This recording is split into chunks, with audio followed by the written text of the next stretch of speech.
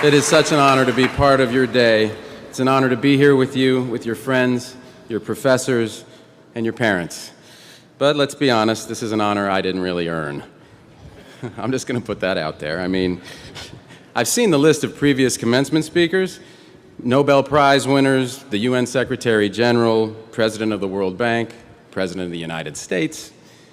And who did you get? The guy who did the voice for a cartoon horse. If you're wondering which cartoon horse, that's Spirit, Stallion of the Cimarron, a movie some of you might have grown up watching. It's definitely one of my best performances as a cartoon horse. Well, look, I don't even have a college degree. As you might have heard, I went to Harvard. I just didn't graduate from Harvard. I got pretty close, but I started to get movie roles, and I didn't finish all my courses. But I put on a cap and gown, and I walked with my class. My mom and dad and brother were there and everything. I just never got an actual degree. You could say I kind of fake graduated. So you can imagine how excited I was when President Reif called to invite me to speak at the MIT commencement. And then you can imagine how sorry I was to learn that the MIT commencement speaker does not get to go home with a degree. So yes, for the second time in my life, I am fake graduating from a college in my hometown. And my mom and my dad and my brother are here again. And this time I brought my wife and my 4 kids. So welcome, kids, to your dad's second fake graduation. You must be so proud. So as I said, my mom is here. She's a professor, so she knows the value of an MIT degree. She also knows that I couldn't have gotten in here. I mean, Harvard, you know, barely. Or a safety school like Yale. Look, I'm not running for any kind of office. I can say pretty much whatever I want up here. No, I couldn't have gotten in here, but I did grow up here. I grew up in the neighborhood, in the shadow of this imposing place. My brother Kyle and I and my friend Ben Affleck, brilliant guy, good guy, never really amounted to much. We all grew up right here in Central Square, children of this sometimes rocky marriage between this city and its great institutions. To us, MIT was kind of like the man, this big, impressive, impersonal force. At least that was our provincial, knee-jerk teenage reaction, anyway. And then Ben and I shot a movie here. And one of the scenes in Good Will Hunting was based on something that actually happened to my brother, Kyle. He was visiting a physicist that we knew at MIT, and he was walking down the infinite corridor. He saw those blackboards that line the halls. And so my brother, who's an artist, picked up some chalk and wrote an incredibly elaborate, totally fake version of an equation. And it was so cool and completely insane that no one erased it for months. This is a true story. Anyway, Kyle came back and he said, "You guys, listen to this. They've got blackboards running down the hall because these kids are so smart. They just need to, you know, drop everything and solve problems." And it was then we knew for sure we could never have gotten in. But like I said, we later made a movie here which did not go unnoticed on campus. In fact, I'd like to read you some actual lines, some selected passages from the review of Good Will Hunting in the MIT school paper. If you haven't seen it, Will was me and Sean is played by the late Robin Williams, a man I miss a hell of a lot. So I'm quoting here. "Good Will Hunting is very entertaining, but then again, any movie partially set at MIT has to be." There's more. "In the end," the reviewer writes, "the actual character development flies out the window. Will and Sean talk, bond, solve each other's problems, and then cry and hug each other. After said crying and hugging, the movie ends. Such feel-good pretentiousness is definitely not my mug of eggnog." Well, that kind of hurts. But don't worry, I know now better than to cry at MIT. But look, I'm happy to be here anyway. I might still be a knee-jerk teenager in key respects, but I know an amazing school when I see it. We're lucky to have MIT in Boston, and we're lucky it draws the people that it does, people like you from around the world. I mean, you're working on some crazy stuff in these buildings, stuff that would freak me out if I actually understood it. Theories, models, paradigm shifts. I'm going to tell you about one that's been on my mind. Simulation theory. Most of you probably heard of this. Maybe you even took a class with Max Tegmark. But for the uninitiated, there's a philosopher named Nick Bostrom at Oxford, and he's postulated if there's a truly advanced form of intelligence out there in the universe, it's probably advanced enough to run simulations of entire worlds, maybe trillions of them, maybe even our own. So the basic idea, as I understand it, is that we could be living in a massive simulation run by a far smarter civilization, like a giant computer game, and we don't even know it. And here's the thing. A lot of physicists, a lot of cosmologists, they won't rule it out. I just watched a discussion online a few weeks back. It was moderated by Neil deGrasse Tyson of the Hayden Planetarium, and by and large, the panel couldn't and wouldn't give a definitive answer. Tyson himself put the odds at 50-50. Now, I'm not sure how scientific that was, but it had numbers in it, so I was impressed. But it got me to thinking, what if this, all of this, is a simulation? I mean, it's a crazy idea, but what if it is? And if there are multiple simulations, how come we have to be in the one where Donald Trump becomes the Republican nominee for president?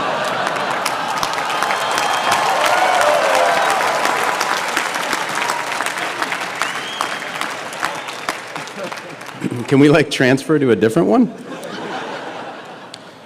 Well, Professor Tegmark has an excellent take on all of this. My advice, he said recently, is to go out and do really interesting things so the simulators don't shut you down. Now then again, what if it isn't a simulation? Either way, my answer is the same. Either way, what we do matters. What we do affects the outcome. So either way, MIT, you've got to go out and do really interesting things, important things, inventive things, because this world, real or imagined, this world has some problems that we need you to drop everything and solve. So go ahead, take your pick from the world's worst buffet. Economic inequality, that's a problem. How about the refugee crisis? Massive global insecurity, climate change, pandemics, institutional racism, a pull to nativism, fear-driven brains working overtime. Here in America and in places like Austria, where a far-right candidate nearly won the presidential election for the first time since World War II. Or the Brexit, for God's sakes, that insane idea that the best path for Britain is to cut loose from Europe and drift out to sea. I mean, what is Europe even going to look like in 25 years?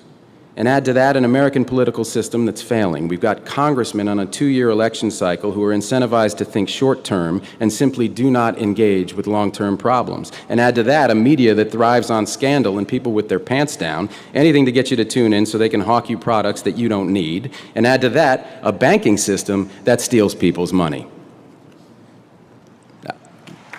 It's all right, I'm not running for office. By the way, while I'm on this, let me just say this to the bankers, specifically the ones who brought you the biggest heist in history. It was theft, and you knew it. It was fraud, and you knew it. And you know what else? We know that you knew it. So yeah, you sort of got away with it. You got that house in the Hamptons that other people paid for as their own mortgages went underwater. And you might have their money, but you don't have our respect. And just so you know, when we pass you on the street and look you in the eye, that's what we're thinking.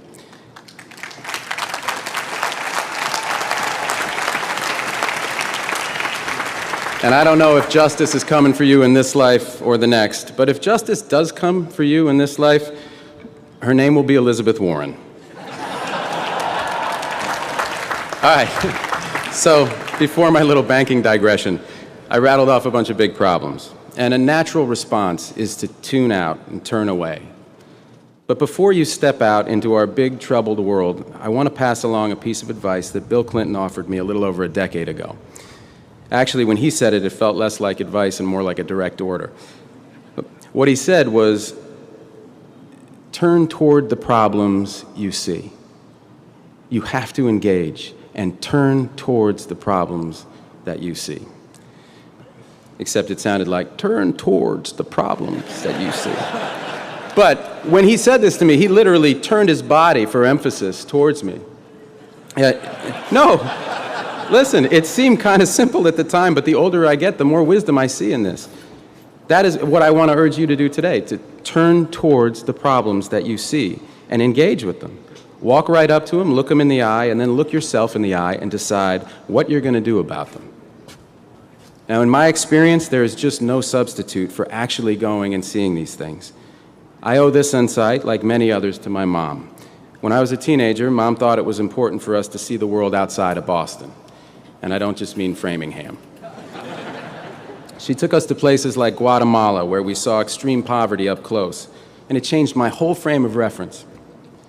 And I think it was that same impulse that took my brother and me to Zambia in 2006 as part of the One campaign, the organization that Bono founded to fight desperate and what he calls stupid poverty and preventable disease in the developing world. And on that trip, in a small community, I met this girl, and I walked with her to a nearby bore well where she could get clean water.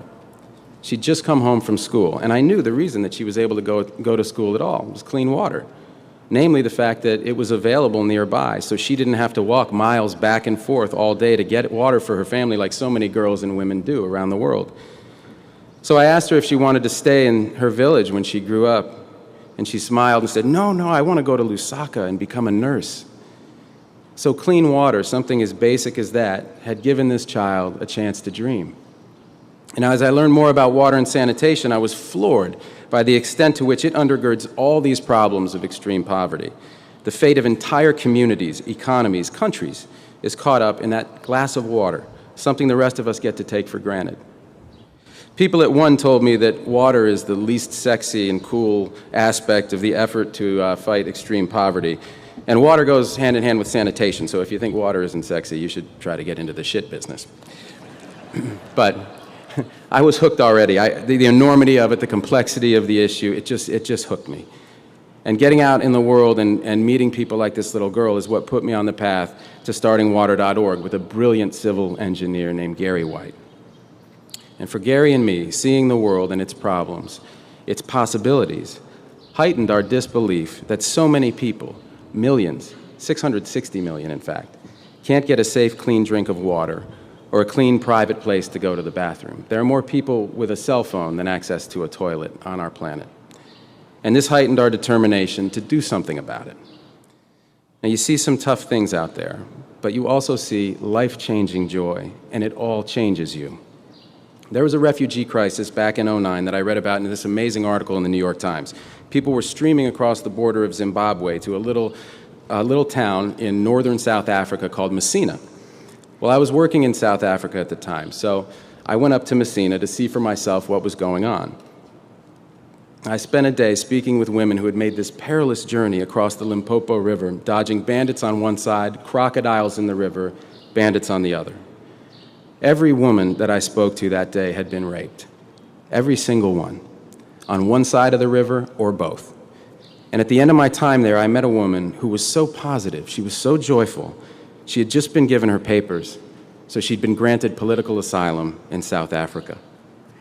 And in the midst of this joyful conversation, I mustered up my courage and I said, "Ma'am, do you mind my asking, were you assaulted on your journey to South Africa?" And she replied, still smiling the way, "They will teach you so much, but you have to engage." I only had that experience because I went there myself. It was difficult in many ways, but of course that's the point. There is a lot of trouble out there, MIT, but there's a lot of beauty too, and I hope you see both. But again, the point is not to become some kind of well-rounded, high-minded voyeur. The point is to eliminate your blind spots, the things that keep us from grasping the bigger picture. And look, even though I grew up in this neighborhood, in this incredible multicultural neighborhood that was a little rough at that time, I find myself here before you as a middle-aged American white male movie star. I don't have a clue where my blind spots begin and end. But looking at the world as it is and engaging with it is the first step towards identifying our blind spots. And that's when we can really start to understand ourselves better and begin to solve some problems. And with that as your goal, there's a few more things I hope you'll keep in mind. First, you're going to fail sometimes, and that's a good thing. For all the amazing successes I've been lucky to share in, few things have shaped me more than the auditions that Ben and I used to go on as young actors, where we'd get on a bus, we'd show up in New York, we'd wait our turn, we'd cry our hearts out for a scene, and then be told, "Okay, thanks," meaning game over. We used to call it being okay, thanks. And those experiences became our armor. All right, now you're thinking, great, thanks, Matt. Failure is good. Thanks a ton. Tell me something I didn't hear at my high school graduation. To which I say, okay, I will. You know the real danger for MIT graduates? It's not getting okay thanks. The real danger is all that smoke that's been blown up your graduation gowns about how freaking smart you are. Well, you are that smart. But don't believe the hype that's thrown at you. You don't have all the answers, and you shouldn't, and that's fine. You're going to have your share of bad ideas. For me, one was playing a character named Edgar Pudwacker. I wish I could tell you I'm making that up. But as the great philosopher Benjamin Affleck once said, judge me by how good my good ideas are, not how bad my bad ideas are. You've got to suit up in your armor. You've got to get ready to sound like a total fool. Not having an answer isn't embarrassing. It's an opportunity. Don't be afraid to ask questions. I know so much less the second time I'm fake graduating than the first time. The second thing I want to leave you with is you got to keep listening. The world wants to hear your ideas, good and bad, but today is not the day you switch from receive to transmit. Once you do that, your education is over, and your education should never be over. Even outside of your work, there are always ways to keep challenging yourself. Listen to online lectures. I just retook a philosophy course that I took at Harvard when I was 19. You go to MIT OpenCourseWare, go to waitbutwhy.com, go to TED.com. I'm told there's even a Trump University. I have no earthly idea what they teach there. But whatever you do, just keep listening, even to people you don't agree with at all. I love what President Obama said at Howard University's commencement last month. He said, democracy requires compromise even when you are 100% right. I heard that and thought, here is a man who has been happily married for a long time. Not that the First Lady has ever been wrong about anything. Just like my wife, never wrong. Not even when she decided last month that in a family with 4 kids, what was missing in our lives was a 3rd rescue dog. That was an outstanding decision, honey, and I love you.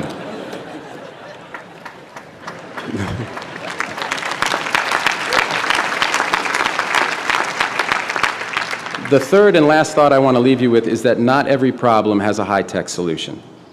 Now, if anybody has the right to think we can pretty much tech support the world's problems into submission, it's you. Think of the innovations that got their start at MIT or by MIT alums. The World Wide Web, nuclear fission, condensed soup. That's true, you should be very proud of that. But the truth is, we can't science the you-know-what out of every problem. There is not always an app for that. I mean, take water again as an example. People are always looking at some scientific quick fix for the problem of dirty and disease-ridden water, a pill you put in a glass, a filter, etc. But there's no magic bullet. The problem's just too complex.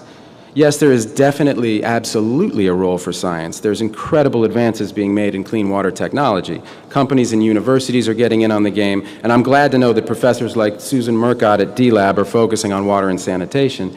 But as I'm sure she'd agree, science alone can't solve this problem. We need to be just as innovative in public policy, just as innovative in our financial models. And that's the idea behind an approach we have at water.org called Water Credit. It's based on Gary's insight that poor people were already paying for their water, and they, no less than the rest of us, want to participate in their own solutions. So Water Credit helps connect the poor with microfinance organizations, which enables them to build water connections and toilets in their homes and communities. And this approach is really working, helping 4 million people so far, and it's only the start. Our loans are paying back at 99% and above, which is a hell of a better deal than those bankers I was talking about earlier gave anybody. And I agree, it is still not sexy, but it is without a doubt the coolest thing I have ever been a part of. So, thanks. So let me ask you this in closing. What are you going to be a part of? What is the problem that you will try to solve? Whatever your answer, it is not going to be easy. Sometimes your work will hit a dead end. Sometimes your work will be measured in half steps. Sometimes your work will make you wear a white sequined military uniform and make love to Michael Douglas. All right, maybe that's just my work. But for all of you here, your work starts today. And seriously, How lucky are you? I mean, what are the odds that you're the ones who are here today? In the Earth's 4.5 billion year run, with 100 billion people who have lived and died, and the 7 billion of us here now, here you are. Yes, here you are. Alive at a time of potential extinction-level events, a time when fewer and fewer people can cause more and more damage, a time when science and technology may not hold all the answers, but are indispensable to any solution. What are the odds that you get to be you right now, the MIT class of 2016, with so much on the line? There are potentially trillions of human beings who will someday exist or not, whose fate in large part depends on the choices you make, on your ideas, on your grit and persistence and willingness to engage. If this were a movie I was trying to pitch, I'd be laughed out of every office in Hollywood. Joseph Campbell himself would tell me to throttle down and lower the stakes, but I can't, because this is a fact. This is not fiction. This improbable thing is actually happening. There's more at stake today than in any story ever told. And how lucky you are that you're here and you're you. And how lucky we are that you're here and you're you. So I hope you'll turn toward the problem of your choosing.